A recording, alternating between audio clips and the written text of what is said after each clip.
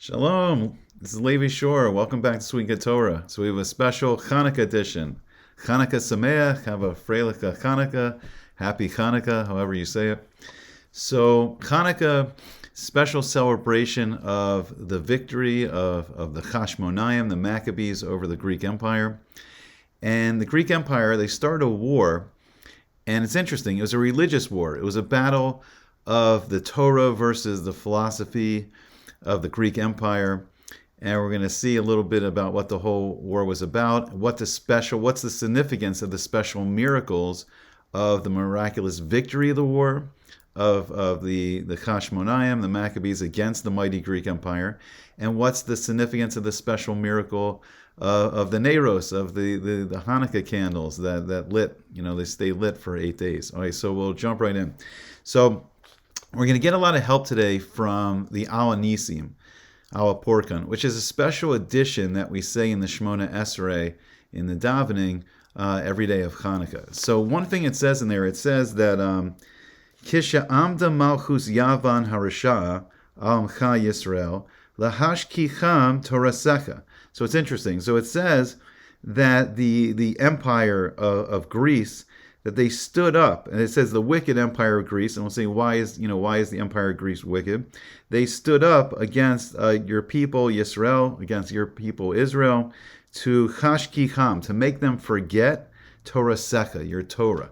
So why were the Greeks so obsessed with getting rid of the Torah? The Greek Empire, it was interesting. It was founded by Alexander the Great, and his teacher was actually Aristotle, the philosopher. And Aristotle is kind of, in a sense, he's like the father of all science. He created a lot of the categories of science that we have today, and the whole Greco-Roman, knowledge system, of the West is what's still studied in, public school, in college and universities, and we'll talk about that. And he was probably one of the smartest, people that ever lived, and he believed, highly in the intellect and intelligence. And why is the Torah called Greece? Why is it called the Empire of Greece, Yavan? Why is it called Choshek? Why is it called darkness? It's interesting because most people, especially in the Western world, they'll look at the Greek Empire as a great source of enlightenment into the world, and it did. They produced, many things. They produced the sciences, they produced the arts, the poetry, plays, which nowadays, becomes like film, television, maybe even like the cutaway scenes in video games.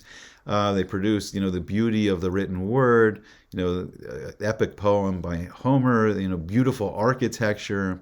They praise beauty. So why is it that Yavan, why is it that Greece is called, darkness? And why were they trying to darken? It says they tried to darken, our, not only tried to make us forget the Torah, but they tried to darken the Torah, making it not so appealing to us. So what was this great war? So Antiochus, he was the Seleucid emperor. He was in charge. The Greek Empire after Alexander the Great, it split into 4 parts, and the part ruled by Antiochus was in modern day Syria, around that vast area of land, and he started these wars against the another part of the Greek Empire, the Ptolemies in Egypt, and since they were above Israel and below Israel, they were constantly fighting. And eventually Antiochus, he on his way to Egypt, conquered all of Israel at some point. So he passed these decrees, and we'll talk about 3 of the main decrees he passed, that he was forbidding the Jewish people to celebrate Shabbos, for the Sanhedrin to proclaim the Rosh Chodesh, to sanctify the new month, and then that Jewish people weren't allowed to get a bris milah, circumcision. So what was so offensive to them, or why did they have to do these decrees? So Shabbos is interesting because Shabbos, in a sense, is an intellectual battle that also became a physical battle, a war over the perception of what is space, like the creation of all space, everything that exists. So when every night, especially Shabbos night, when we make Kiddush over the wine, we go back through the Torah where we're saying that Hashem created It's like the very first line of the Torah, the very first pasuk is Bereshis bara Elokim eis hashamayim ve'eis haaretz. The Torah begins, it says in the beginning, Hashem created the heavens and the earth. So Hashem, everything that exists, all areas of space that exist, Hashem created. So then we go on and we say that, right, Hashem created everything. The Torah says that Hashem created everything during the 6 days of Maisa Bereshis, of the creation.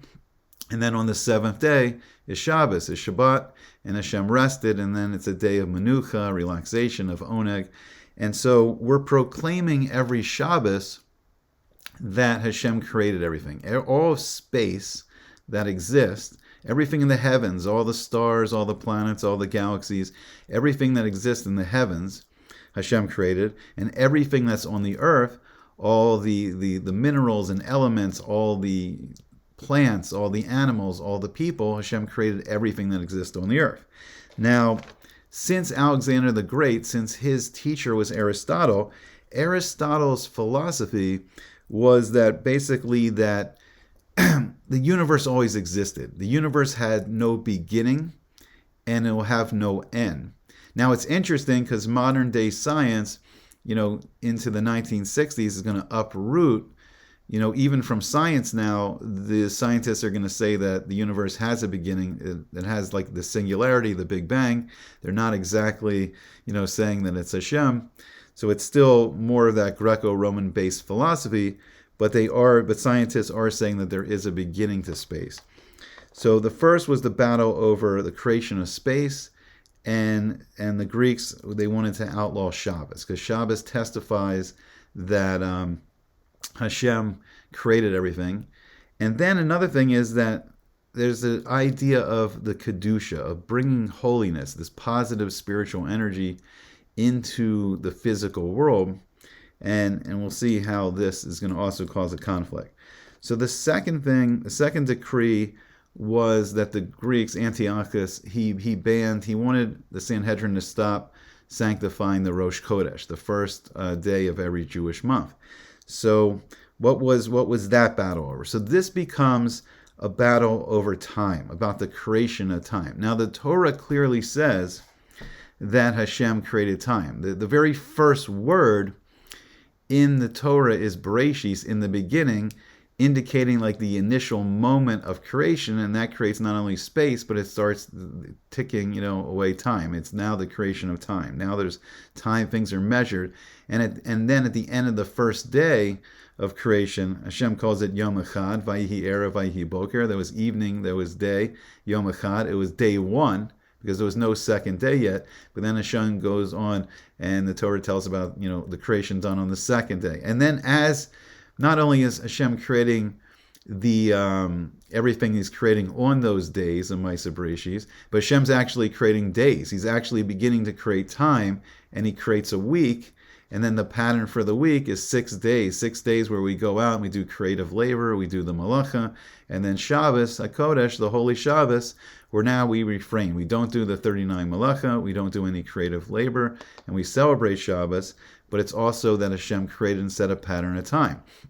So the first pattern is you have the day, and then you have the week, and then beyond that you have the months, and you have the 12 months of the year. Sometimes this year we have 2 Adars, Adar Sheni, so we have 13 months, and that also parallels, Hashem set the number of the Shavatim, the number of the tribes of Israel, the 12 tribes, against the 12 months. And then sometimes when we have 13 months, sometimes the tribe of Yosef, sometimes the tribe of Joseph can be counted also as Ephraim and Manasseh. So then we can have 13. We can go up to the number 13 against the 13 months, or 12 tribes against, when just it's Yosef and then Levi against the, I don't want to go too far in this, maybe it's getting a little too confusing, but the Sanhedrin, when we had a Sanhedrin, they would proclaim the new moon. The witnesses would come, and when they saw the new moon in the sky, and they would say, today is the Rosh Chodesh, it's the head of the month, it's the first day of the month. And so some months could be 29 days, some could be 30 days, and it could change according to the Sanhedrin. But one thing is that just as Shabbos, and all the mitzvos, and the Torah is teaching us how to bring Kedusha, how to bring holiness into the physical world, so too, what we can do with the Rosh Chodesh is that we bring holiness into time. We can make time holy, and then when we proclaim the Rosh Chodesh, then we can start setting up the Moadim, the Jewish festivals throughout the year. So, for instance, then it can be set that Rosh Hashanah is going to be on the first day of Tishrei, the month of Tishrei, and then it's set against the Mazel of Tishrei, which is interesting. So the Mazel of Tishrei is the Moznayim, the scales, which I think is maybe Libra in the Greco-Roman system. And we see the scales, and it relates to justice. And Rosh Hashanah is, of course, the day of Din, the day of judgment. So everything's set against the Mazalos, the constellations of the zodiac. And then, for instance, though, like on Pesach, on Passover, that's going to be set now on the 15th of Nisan, on the full moon of Nisan, and so on throughout the whole year. All the festivals, they can be set exactly according to the month they're supposed to be in. Now, once again, Aristotle's philosophy was that just as the universe had no beginning, he also held that time itself had no beginning. So he said, time cannot have a beginning, on the grounds that in order for time to have a beginning, there must be a first moment of time.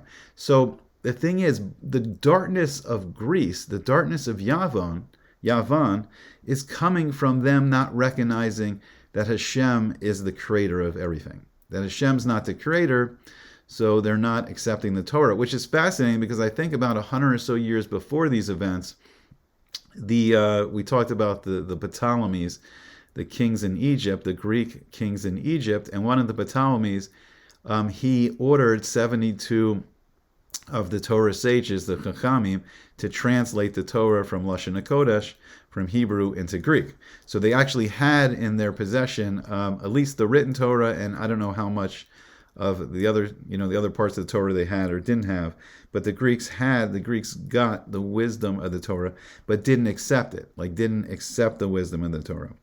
And definitely didn't accept that there's only this one infinite being that created all time and space. Okay, so the next decree was the Greeks wanted to outlaw the bris milah, the circumcision. So, why that? So what's interesting is the bris it represents the covenant between Hashem and originally Avraham Avinu, Abraham. And what's interesting is actually the bris happened, the covenant started in the Hebrew year of 2023, which we're in the Roman secular year of 2023 right now, but there's fascinating parallels. And then eventually, then this bris is going to be passed on to all the Jewish people. And Avraham, he received his bris when he was, I believe when he was 99, I think. And then when he gave birth, when Sarah gave birth to Yitzhak, then Yitzhak was given his bris on the 8th day, and that's how the mitzvah is done. And the mitzvah of the bris is to show that part of a person is a very special thing, and it's related to, on a deep Kabbalistic level, it's related to the Sephira of Yesod, and Yesod is like the reproductive powers, and it's also the power of bringing the ruchnius, something spiritual, into the gashmias, into the physical world. So the bris milah itself is the very connection between the spiritual and the physical, and the very special mitzvah. So the first mitzvah given in the Torah to all of mankind is pru or revu, like be fruitful and multiply. So the Torah is teaching that this special power is supposed to be for a husband and wife, and that Hashem's giving them the power to be like partners with Hashem in bringing new life into the world, to actually experience the amazing power of creation, and actually being able to bring new life into the world, children into the world. And that's like the main power of this bris, and that's why it's an os, it's a sign of a covenant between us and Hashem, and it's our connection with Hashem. This bris shows that we are Hashem's people, we are deeply connected to Hashem, and then our children enter into the bris, into the covenant. And the covenant is that we have accepted the Torah. We stood at Har Sinai, we stood at Mount Sinai, and we said, Nasa v'nishma, we will do and we will hear. We accept the Torah. and we enter into the special covenant. And then Hashem, as a result of this covenant, right, He's promised us special things, the brachos. There's all kinds of special blessings that He promised to give us. Like, He promised to give us children, for one. Eventually we'll inherit Eretz Yisrael, the land of Israel, that He'll give us health, He'll give us great wealth, all these amazing things, like, the bountiful crops, the raising of animals, the multiplication of the animals raising, all this amazing wealth and amazing blessings that Hashem will give us. And it's showing that we have a special connection with this infinite being, and that Hashem gave us the Torah, and the Torah, in a sense, is the blueprint. It's the blueprint for all of creation. So all of time and space, it's like they were created by the words of the Torah. Whatever Hashem created in the Torah, when He wrote the Torah, that's going to be the blueprint for all of creation. And then by the Bris Milah being on the 8th day, it shows that it's above the natural world. It's above the natural world, right? We said, like, Hashem set the 7-day week. So a 7-day week is the natural order, the teva of nature, and then the 8th day goes above that, goes into the supernatural, and that's going to be important when we see, like, the Nisim, the miracles of Chanukah. Okay, so the Greeks, why did this so offend them? Because one thing is they worshipped, like, the human body and the beauty of the human body and the beauty of people. And it's interesting because if we look at the Avodah Zarah they worshipped, if we look at the gods and the idols they worshipped, all their gods were generally in the image of human beings. They were just these, like, superhumans, and, like, even we see it in today in the comic books. It's like a continue of that, like, Greco-Roman, like, mythology. Like, these super powerful humans are their gods. So they basically worship the human being, and they worship, like, right, who was praised, who was given honor in the Greek Empire was, like, the strongest, the best athlete, the most beautiful, the most intelligent. Like, these were attributes. Whatever was the best attribute of a human, they worshipped these qualities. And because they worshipped the human being, they thought, like, no physical desire should ever be denied. So in opposite of the Torah, where we saying that Hashem is the source of all life, and the universe, in a sense, revolves around Hashem. And even in a deeper level, a more Kabbalistic level, the universe itself is inside the middle of this infinite being. Like, Hashem's the place of the universe, of time and space, and Hashem's outside time and space, and He created it, but He fills all time and space. But they're saying that, right, nothing should be denied to the human being, and the human being is the ultimate in perfection. So they saw, like, the bris, the circumcision, as, like, mutilating, in a sense, the human body, but the Torah is seeing it as the elevation of the human body. And the famous mashal is given as, like, if someone were to bring, I think Rabbi Akiva got in a debate one time. I forgot which Tana it was, but, he said, oh, well, how can you believe in Bris Milah? Hashem's this great infinite being, according to you, and how can He make something imperfect? But Rabbi Akiva said, no, Hashem, what He does is Hashem creates something and He allows us to then perfect it. For instance, like, if someone brought you some raw wheat, are you gonna find that, delicious? But Hashem created the raw wheat for us, gave us the ability to harvest the wheat, to thresh it, to remove the chaff, and from the wheat, and to grind it up into flour, and then mix it, with some ingredients and bake it into a beautiful bread. Now Hashem is allowing us to elevate that wheat. And so too with the Bris Milah, Hashem's allowing us to elevate the physical body and attach ourselves. Even the physical body can be attached to this infinite being, attached to Hashem through the Torah and the mitzvos. Okay, so then how the actual war begin. So who's fighting for us? So who are the Chashmonayim? So the Chashmonayim are often called the Maccabees, and it's related to the pasuk. It says, like, Mi kamocha be'elim Hashem. It says, who is like you, Hashem, in the heavenly powers? Meaning, Hashem's the one unique infinite being, and even the heavenly powers, the malachim, the angels, are just simply creations of Hashem. Hashem's the ultimate power. So the Chashmonayim, the Maccabees, they consisted of Mattisyahu, and he had 5 sons: Yochanan, Yehuda, who's famous as Judah HaMaccabee, Shimon, Elazar, and Yonasan. So what happened is, when Antiochus was capturing, and conquering Eretz Yisrael, the land of Israel, they eventually came to Yerushalayim, they came to Jerusalem, and they brought, I don't know if it was just one or many, but they at least brought one Greek idol of whichever Greek god it was, I'm not sure. So on the 15th of Kislev, in the Hebrew year of, I think it was 3594, which would correspond, I think, to 168 BCE, and they brought this idol and they put it on the Mizbeach. They put it on top of the altar in the temple, in the Beis Mikdash. And then on the 25th of Kislev, they offered up pigs to this idol. So they matamed the Beis Mikdash. They brought like this tuma, this dark, negative spiritual energy, and they completely desecrated the temple.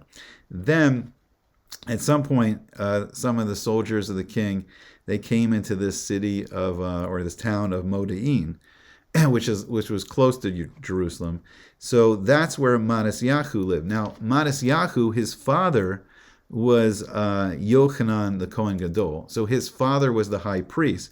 But at some point, he had left Jerusalem because there was this constant conflict between the Jews that followed the Torah, and then there was Sadokim, and there was Hellenists, so those Jews that were adopting Greek culture. And during those days in the Second Temple, unfortunately, sometimes it wasn't the greatest Talmud Chacham, it wasn't the greatest Torah scholar or Sadiqim or most righteous of the Kohanes that became the high priest, but unfortunately sometimes it was bribes given to the rulers, and then sometimes unfit people could be the Kohen Gadol. So they left when this was going on. So these soldiers of Antiochus, they came into their small town or village, and they demanded that Matisyahu offer a pig, to an idol, to a Greek idol, and then he would be, he'd be given a special status, a friend of the king, and he would have all these honors and benefits. So then there was a Hellenist Jew, maybe, I don't know if he was living in the village or maybe he came with the soldiers and the emissaries of the king, and he started to go and offer the pig, and then Matisyahu drew a sword or a knife, I'm not sure which, and he killed this Jewish person trying to do this avodah zarah, trying to do this idol worship, and then they killed like the emissaries of the king, and it started this whole revolt and started the war of Chanukah. So in the Al Anisim, it tells us of two great miracles that took place during the time of Chanukah. So one was the miraculous victory of the war by the Chashmonayim, by the Maccabees over the Greeks.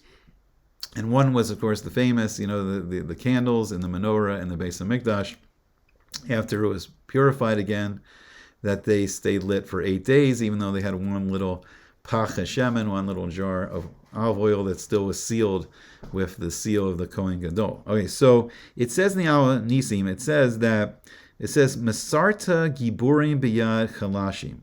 So it says that Hashem he handed over the mighty, the powerful, into the hands of the weak. So what this means is, like, you had this mighty Greek army, and they had conquered the world under Alexander the Great. And these were big, strong, soldiers, and these were professional soldiers. So they spent their lives were dealt with, they were dedicated to the training of martial skills, of fighting, and they were strong and big and powerful. And then the Maccabees, even though they're given this heroic statue, but really they were probably just skinny, yeshiva, they were Torah scholars. He was the high priest. He was from the family of the Kohen Gadol, but they probably weren't. They didn't devote their lives to physical training and strength, and they devoted their lives to learning Torah. So it was miraculous, and showing that everything, in a sense, is Hashem's ratzon. Everything's Hashem's will. So from the Greek side, if you want to win a war, you have to get the biggest, the strongest, the bravest soldiers and train them day after day, year after year, in the ways of being a soldier, in the ways of war, and they lost to these skinny Torah scholars. So it was supernatural. It wasn't the normal way of the world.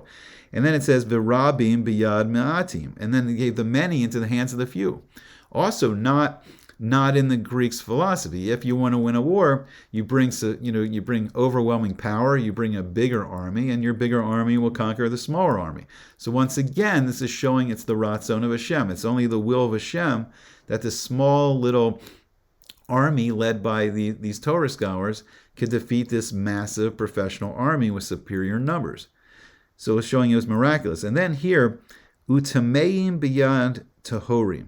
So once again, we say, so the tameim is the Greeks, and when they're worshiping the Greek idols, they're only drawing down this negative spiritual energy of tuma. It's not the proper way, the Torah says, and it's only proper to offer to Hashem. And then the tahorim are the Jewish people. So when we follow the Torah, when we follow the mitzvos of the Torah, and when we did offerings in the Beis HaMikdash, in the temple, or when we do even a simple mitzvah now, we draw down a positive spiritual energy called kedusha, holiness, and tahara, and it's this pure, positive, the light side of the force, if you want to call it, this positive spiritual energy attached to doing all the mitzvahs. And when we do a mitzvah, asher kedushanu b'mitzvah sav, like you're going to make us holy, you're going to give us kedusha by doing your mitzvah. And then the next thing the Al-Nisim says is, it says, urishayim biyad tzadikim, that, we saw before that the Greek Empire, they're called evil. So why are they called evil? What is a rasha? What is an evil person? So an evil person is someone that follows his own Yetzer Hara, follows the evil impulse over the Yetzer Tov, over the good impulse.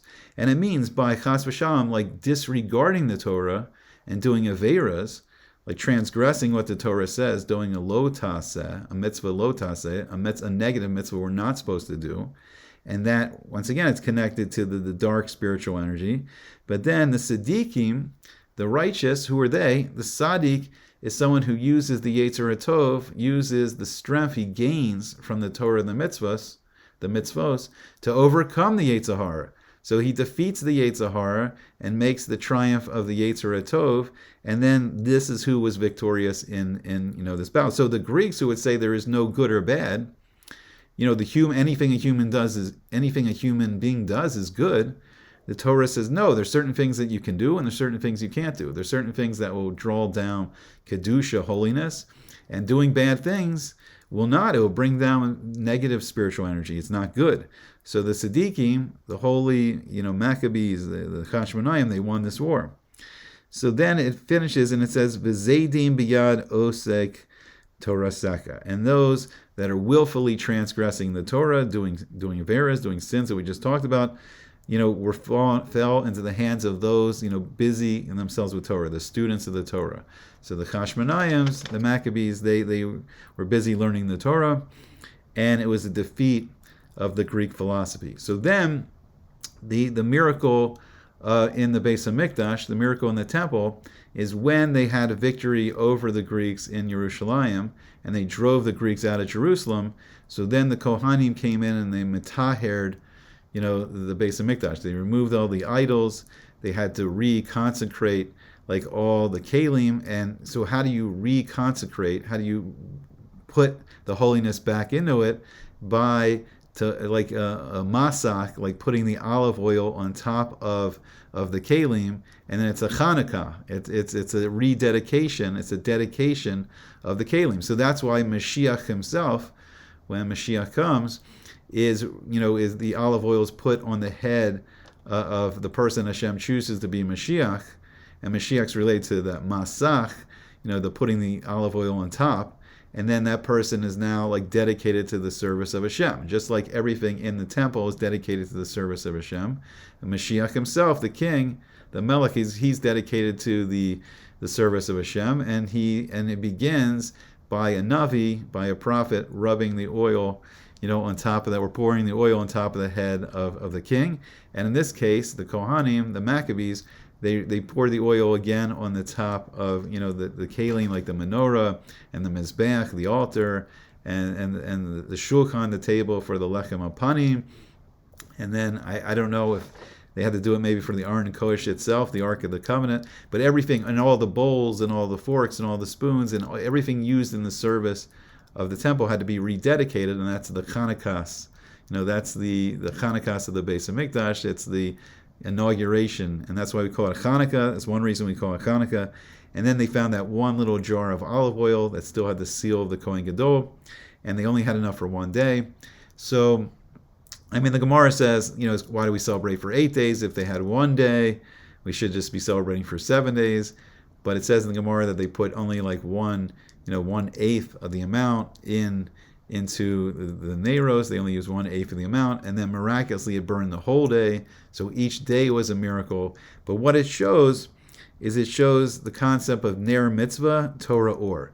That each Ner, each candle, like each mitzvah lights up a ner. Each mitzvah it has a spiritual light of a candle, but the Torah itself, Torah Or, the Torah itself is this great light. There's this great spiritual light of the Torah, and it was showing the total triumph of the Torah over the secular culture of the Greeks. That it's for 8 days. It shows that the world really, when we connect to Hashem, when we connect to the Torah, we go above the natural world into the supernatural of the 8 days, and the supernatural above, Maila Minateva, above the natural world, and it's the great miracle of the Neiros of Chanukah. Okay, hope you enjoyed it. Hope to see you back again soon on Sweet and Good Torah. Have a Chanukah Sameach, a happy Hanukkah, a Freiliche Chanukah, all the best, and hope to see you back again soon.